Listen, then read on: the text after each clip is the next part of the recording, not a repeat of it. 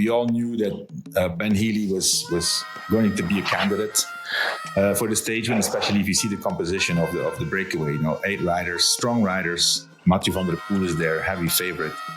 But Ben Healy has this art skill, or whatever you want to call it, to anticipate attacks. Here today it was clear that if you wanted to win, you needed to get away from the breakaway. You needed to break away from the break. And Ben Healy's really, really a master in this. I found it really exceptional how he decided to attack when nobody expected it. I'm the 2012 Tour de France winner, Sir Bradley Wiggins. And I'm Johan Bruyneel. I directed my teams to 9 Tour de France victories. Welcome to the Sir Wiggo and Johan show, our daily show where we dive deep into the tactics behind every stage of the Tour de France. Okay, we're back for stage 6 of the Tour de France. Welcome back to our show, like every day presented by Ketone IQ. I'm Johan Bruyneel, joined by Bradley Wiggins, like every day. Bradley, you watched the stage. What's your takeaway of today? Well, there's a few takeaways, but of course, the incredible solo performance of Ben Healy was an amazing thing to watch. It was a complete demonstration. Mm-hmm. Yeah. So that's what you take away from today. The performance. That's what I take away. My second performance was the dynamic that was unfolding behind with UAE, Alpecin, and Mathieu van der Poel, and obviously taking the yellow jersey by 1 second, and the final climb where Visma accelerated and Tadej came over the line and nearly kept the jersey from his acceleration. Yeah, that was. I don't think that was part of the plan. I think Pogacar and UAE, obviously, they wanted Mathieu to take the jersey. And at some point, he had like a buffer of like 2.5, 3 minutes to play with. Don't think they counted on the fact that he would crack.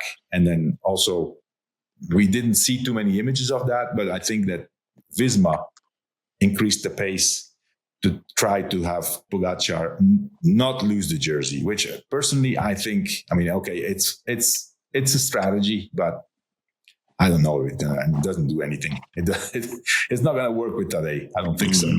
No. Well, Tadej lost all 3 jerseys today, didn't he, as well? Which he lost all 3 jerseys. Yeah, fine. I don't think he just wants one. No. Yeah. Okay, so our first partner of the day, Join Cycling. Join is the #1 training app that puts a professional cycling coach right in your back pocket. You don't need a big goal to benefit from training. Join helps you to stay fit, focused, and consistent, even when there's no event in sight. Join keeps it interesting with challenges, variety, and smart progression. But if you do have a challenge or an objective, in my case, for example, I have agreed to do an event at the end of September. It's a 2,000 meter elevation, 5-hour mountain bike ride. It's very simple. You go to the Join app, you put in all your data, your weight, your age, your level of cyclist you think you are, and eventually in an objective. Join calculates everything and brings you a personally designed training program that will help you to get to that objective. If you miss a day, or if you, it's also depending on the availability you have. If you can train 3 times a week, 2 times a week, it doesn't matter. Join will adapt to your needs. If one day you miss a ride, no problem. Join will correct and put your next training rides in relation to what you want to accomplish. So Join is your #1 cycling training app. You can test Join 30 days for free by going to the link join.cc/themove. You will get access to the Join app 30 days for free. So join.cc/themove. For me, Bradley, I have another take of the day, which is basically, we all knew that Ben Healy was going to be a candidate for the stage win, especially if you see the composition of the breakaway. 8 riders, strong riders. Mathieu van der Poel is there, heavy favorite. But Ben Healy has this art, skill, or whatever you want to call it, to anticipate attacks. Here today it was clear that if you wanted to win, you needed to get away from the breakaway. You needed to break away from the break. And Ben Healy's really, really a master in this. I found it really exceptional how he decided to attack when nobody expected it.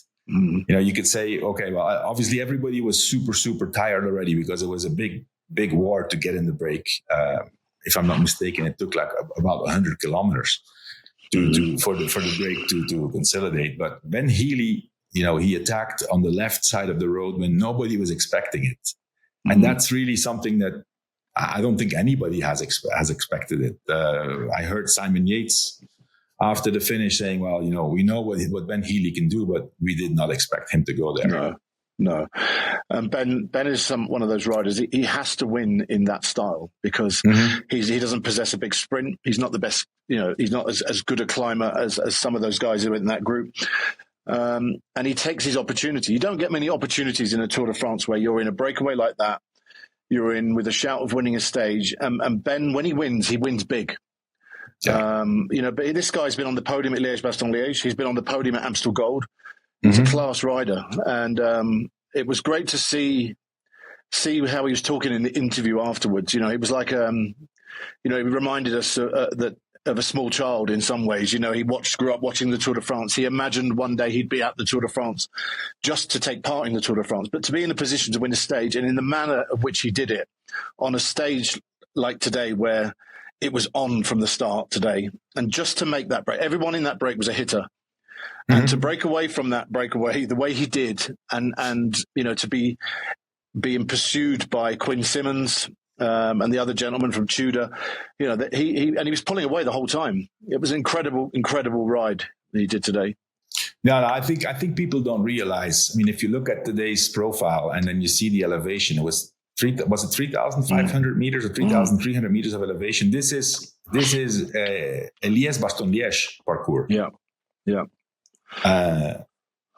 Getting into that break first of all, then riding away from it and taking time on some of the best riders in the world. What did he finish finally? 2 minutes ahead? 2 minutes 30, I think it was 2:37. Yeah. 47 kilometers average almost. That's just mind blowing. Yeah. No, I liked his interview. It's a big accomplishment, especially for riders. I mean, Ben Healy is one of those riders. He is really good on certain days. He's not good all the time. He knows he will never win the Tour. He doesn't have that capacity, in my opinion. But then the next best thing that you can hope for is to win a stage on the Tour, or at least your first one is super special, and that happened today. It is. I think the realization of a child's dream. They all start cycling with watching the Tour, wanting to win a stage. I mean, first of all, being there is amazing, and then today that happened for him. That was crazy. But if you look at, you're right. He was second in Amstel Gold Race behind Pogacar, if I remember correctly. Yeah. And this year he was third in Liège-Bastogne-Liège. He also won a very hard stage, similar fashion in the Tour of the Basque Country. Yeah. And remember 2 years ago, the stage he won in the Giro, which was also incredibly hard. It was like Tour of Lombardy parcours. Same thing. He just killed everybody. I heard today, I don't know if you know this, but he's not born in Ireland. He became Irish by choice. Yeah. So from my understanding, he grew up in the UK, and changed his nationality to Irish because the problem when you're under 23 or a junior in the UK is if you're not part of the track program, then it's very difficult to progress because they want you to ride the track. Yeah. Dan Martin did the same thing, if I recall. And that's as I understand, Ben Healy did the same thing. Yeah, his style also, Bradley. Another thing that I don't know what you think about this, but it was clear that Ben Healy today he had a plan. It was hot today. You could see the rider suffering from the heat. Riding a stage like this with that semi-time trial helmet, Must be so hard. Yeah, but at the same time, it can be so beneficial for an effort like he made. But yeah, seems you're to right. work.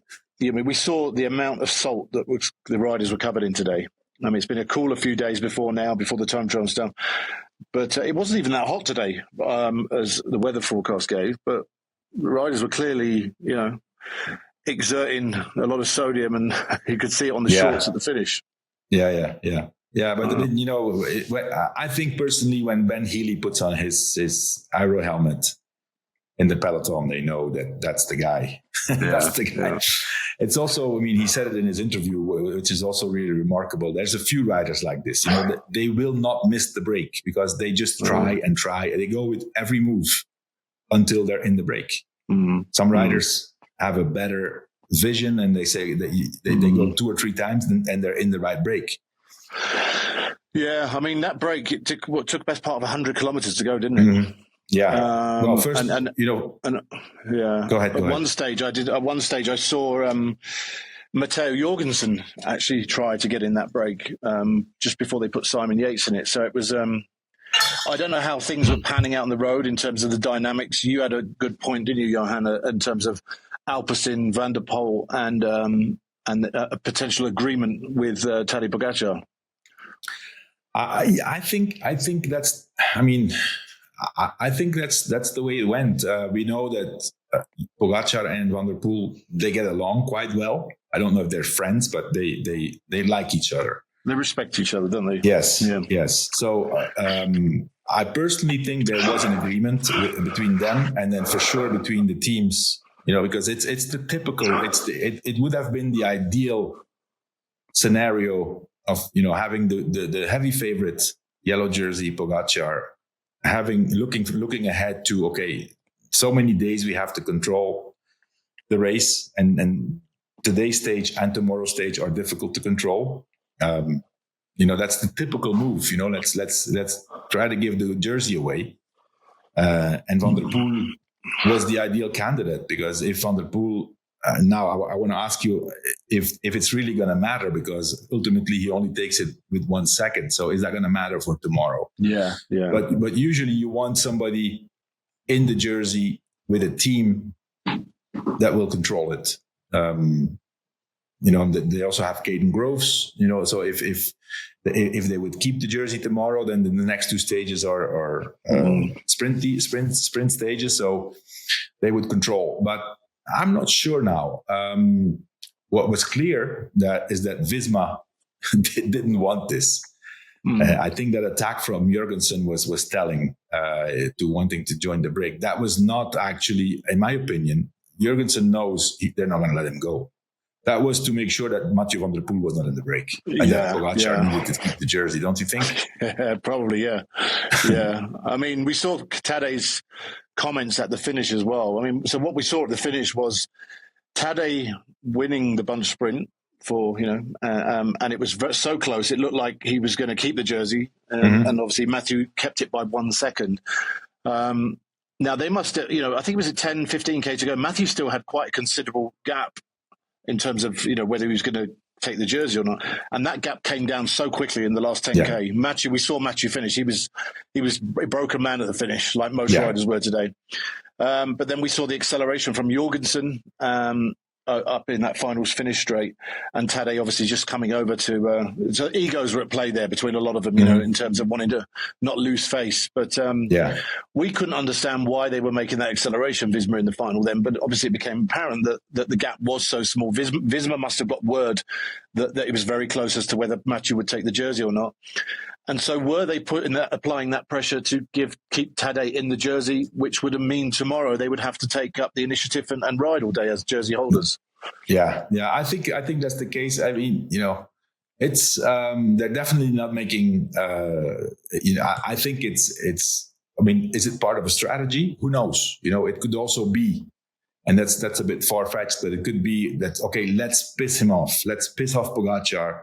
Then he will want to show that he's the strongest, and he will make mistakes. If you think about, okay, not just keeping him in the jersey, but making him angry, that could eventually catch up with him if he makes mistakes by wanting to show that who's the boss.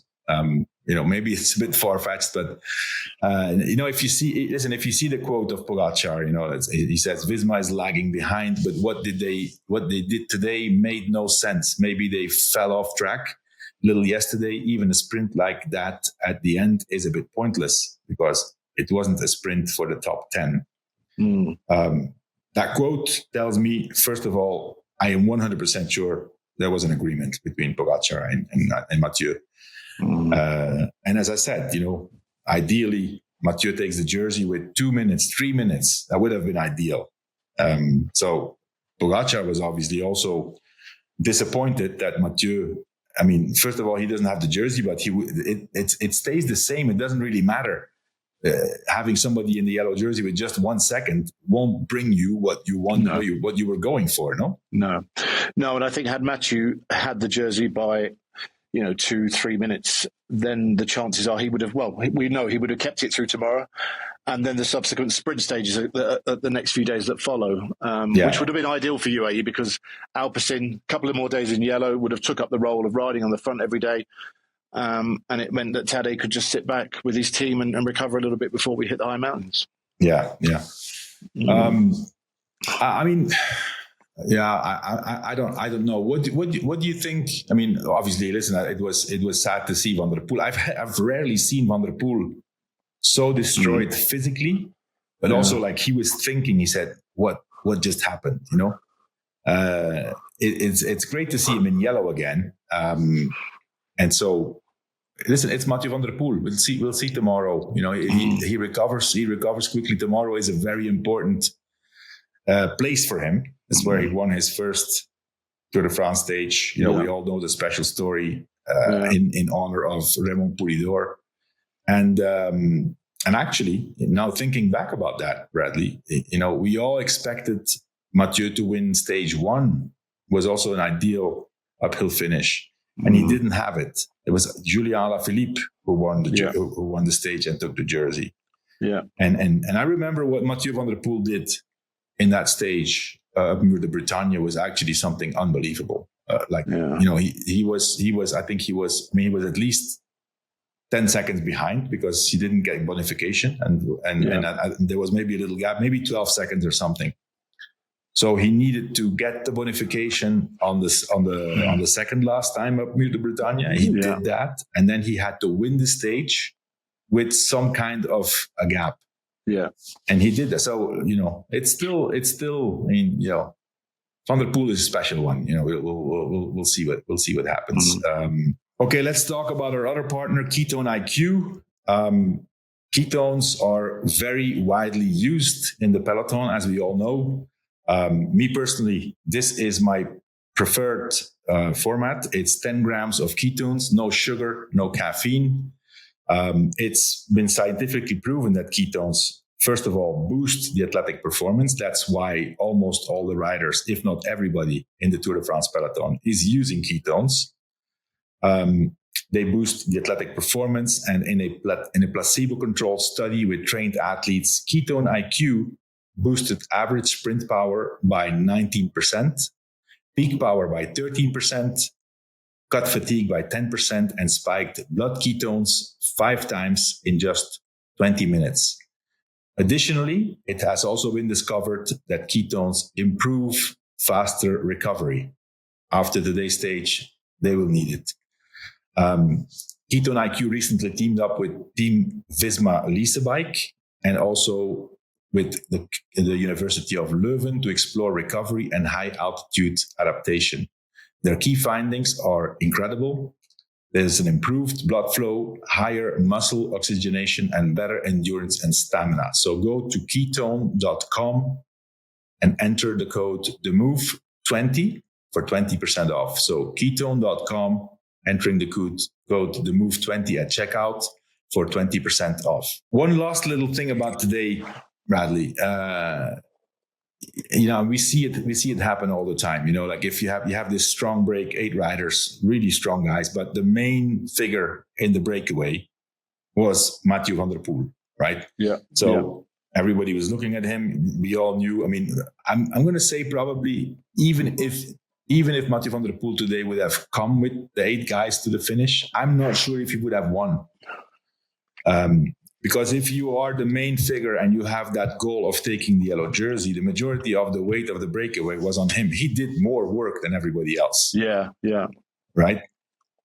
But also you are the supervised guy. Everybody's okay in any race, whether you're, if you're Pogacar or Van der Poel or Remco or Van Aert sometimes, if you're that big favorite in a breakaway, it is extremely difficult to win. Yeah. And that's what Ben Healy understood, and you could see straight away, when Ben Healy, I think when he went, it was a surprise, but it was 40K to go. They had done a lot of climbs already, and Mathieu was already, half spent, and you could see the Mathieu van der Poel effect in that breakaway. Initially, they were all looking at him, and before, Ben Healy had 30 seconds, like in a blink of an eye. Yeah. Right? Yeah, he did. Yeah. What do you think? I was going to say, Johan, what do you think Visma's tactic was in putting Simon Yates? Because Simon had quite a job to get across to that breakaway. He had to work quite hard, and obviously didn't really play a part in the stage and other than working in the break. But would he have been best served better behind, based on how Visma rode in the final? Yeah. In my opinion, yes. Not just. It takes a lot out of you. He was spent also, and Simon Yates is going to be a very important rider for Visma in the last 10 days. Win the stage. Okay, it's a possibility. Simon said that their plan was to have somebody in the breakaway, so it turned out it was him. But does that really serve the purpose of Visma overall? I don't think so. I don't think it does. I was surprised to see him there. Yeah.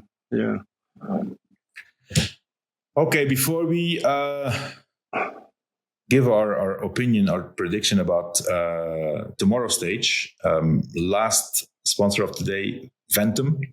We all ride Ventum bikes on the move. Ventum does a daily trivia every day. There's a question. You can send in your answers. And then at the end of the tour, there will be a winner who can win $5,000 in store credits that you can invest into any Ventum bike you want to buy. Stage 5 question yesterday was, how many total Grand Tour individual time trial stages did Sir Bradley Wiggins win over the course of his career? You know the answer, Bradley? Of course you know. Yeah, three. The answer was 3. 2 in the Tour de France, 1 in the Giro. Yeah, so the correct answer is 3. Not just those 3 time trials. He also won the gold medal at the 2012 Olympic Games in the time trial. 2014 world time trial champion, and also broke the hour record in 2015. Stage 6, today's question. Today's stage was a hilly stage. How many categorized climbs were featured on stage 6? How many categorized climbs were featured on stage 6? This is an easy one. So send your best guess to ventumracing.com/the move. And you can enter into the competition for $5,000 of store credit. If you don't want to wait to the end of the contest, Ventum is also offering during the course of the Tour de France a standing discount of 10% on the whole site with the code TheMove10, and 20% off any NS1, the road bike, with the code NS120. Okay, so tomorrow's stage, we've talked already about it a little bit. From Saint-Malo to Mur de Bretagne, 197, again, almost 200 kilometers, with the famous Mur de Bretagne at the end 2 times. I think it's a similar, is it the same lap as when Mathieu won? I think it is. So, right? Yeah, I think they tend to use the same lap most times. Yeah. It's tough tomorrow, especially after the last few days. Today, time trial yesterday, tomorrow is, the last tough stage of this little block before we have a couple of sprint stages. But what a first week this tour's been. It's been. Yeah. I can't remember a Tour de France a start like it for a long time. But also how things have changed, Bradley. if you look at, when you were riding, it was probably already different. But I remember when I did my first Tour de France, it was in 1990. Hills like this, like Mur de Bretagne, would never have created any separation amongst the favorites. No. And now with these guys, it does. We've seen it in the past stages. A climb of 800 meters at 10%, and the two big favorites go away. Yeah. This was. That's just incredible. What do you think, breakaway or GC day? Well, after today, I think this is an opportunity for lots of people to win on this. Mur de Bretagne, it's become a famous finish in the Tour de France now. We have it every couple of years. And I think there'll be a lot of teams that will want to put their specialists for stages like this in a position to win. That said, I wouldn't underestimate how tired some of the riders will be now, particularly after today. Yeah.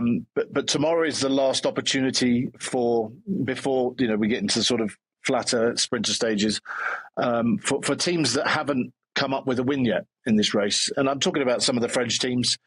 But Mathieu will want to win tomorrow if it's in the right position. But, I think if a break goes tomorrow, like today, will he be recovered though? Will he be recovered from today? Will anyone be recovered? But if anyone can do it, Mathieu can do it. Yeah. But I think, it won't be, the race will decide. I think it will go à la pedale, as they say in the French, Yeah. It will. Pogacar and Jonas will have recovered. They haven't spent too much today. That's also the question. I personally, I think if Mathieu would have had a bigger buffer, I'm pretty sure that they would control, have a go for the stage win, but at least keep the yellow jersey. I think it's almost sure tomorrow that Mathieu, if he's on top of his game, he can win, right? Now, can he win against this Pogacar and this Jonas? I don't know, man. I just think these guys are just, if you compare it to 4 years ago, that the level of Pogacar is so much higher. Yeah. I still have the image, when Mathieu attacked because Pogacar won that tour, right? That he won the tour. He won that Tour de France when Mathieu won on Mur de Bretagne. So Van der Poel attacked on the last climb, the last time up Mur de Bretagne, and Pogacar was there, and he didn't follow. He was kind of looking at the other riders, but this Pogacar just jumps on anything. So that's going to be interesting. Also want to mention before we leave, if any of our listeners or viewers, if you have questions for either Bradley or for myself, you can send those questions to info@wedo.team. So that's info@wedu.team. And in the next few episodes, we will try to answer some of your questions. Okay, Brad, thank you very much. Yeah, thank you. I'll see you tomorrow. See you tomorrow, mate. Bye-bye. Okay, bye-bye.